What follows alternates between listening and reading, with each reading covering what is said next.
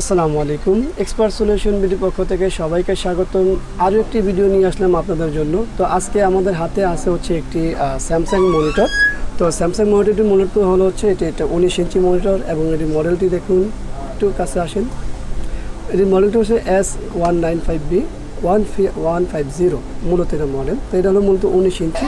তো চলুন এটা সমস্যাটা কি আমরা এটা দেখি। সর্বপ্রথম আমরা এটা পাওয়ার দিই, এটাকে অবশ্যই 14 ভোল্ট দিতে হবে। তো আমরা পাওয়ার সাপ্লাই দিচ্ছি,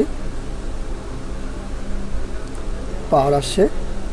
দেখুন এটা ছবিও আছে, পাশাপাশি এটা নিচে একটি র্যাক আছে এবং এর সাথে হলো প্রত্যেকটা লেখা ডাবল, এটাকে বলি আমরা ডাবল বলতে পারি বা শেডও বলতে পারি।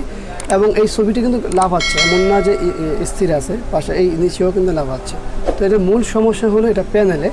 তো এই প্যানেলটি আসলে কি করা যায় আমরা খুব শর্টকাটেই আপনাদেরকে এই ভিডিওটি দিব, কারণ হাতে সময় কম, খুব দ্রুত দিতে হবে আপনাদের জন্য। তো চলুন আমি প্যানেলটি ওপেন করি এবং দেখি এটা কী প্যানেল বা কী সমাধান করা যায়। চলুন তো এটাকে ওপেন করি আমরা।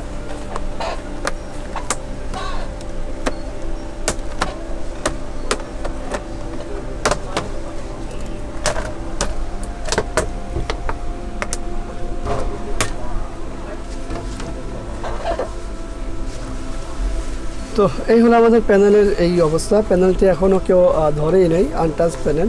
তো এটা হলো মূলত 19 ইঞ্চি প্যানেল। তো আপনারা বললামই 18.5, এখানে দেখুন 18.5 লেখা আছে।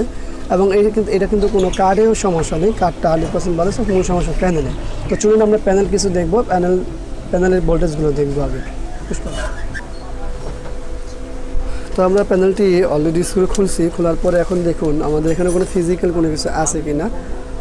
আমার হিসেবে ফিজিক্যাল কোনো কিছু আমি দেখতে পাই না, কারণ এটা ফিজিক্যাল সমস্যা হওয়ার কোনো কারণ নেই। এই সমস্যা হওয়ার কোনো কারণ নেই, যেহেতু আমার ছবি আছে এবং ছবিটা লাভ হচ্ছে। তো চলুন আমরা বেসিক কিছু ভোল্টেজ মাপবো, তারপরে এটা বিস্তারিত কী করা যায় বা কী করবো দেখি। বেসিক ভোল্টেজ দেখতে হলে অবশ্যই আমাদের কানেকশন করতে হবে পাওয়ার, আমাদের মিটারটা দেখতে হবে।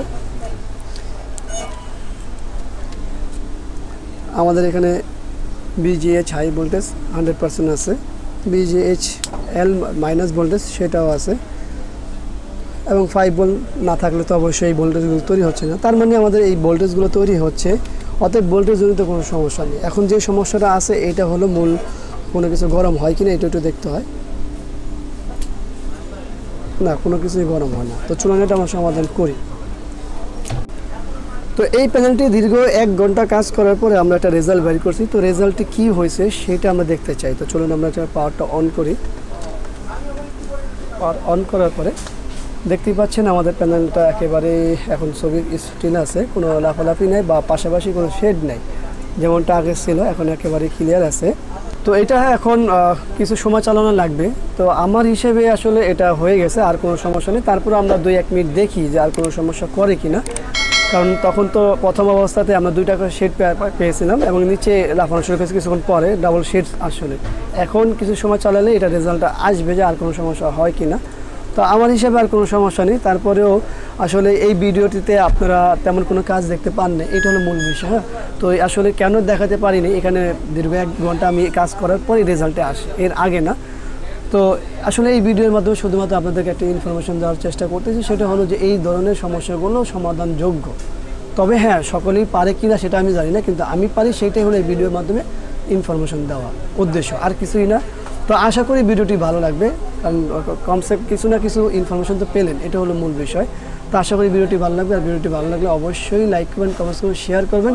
আর আপনাদের যে কোনো সমস্যা হলে হটলাইনে যোগাযোগ করতে পারেন, এবং ঢাকার বাইরে থেকে যে কেউ মনিটর পাঠাতে পারেন, যেমনটা এটা মেহেরপুর থেকে পাঠিয়েছে।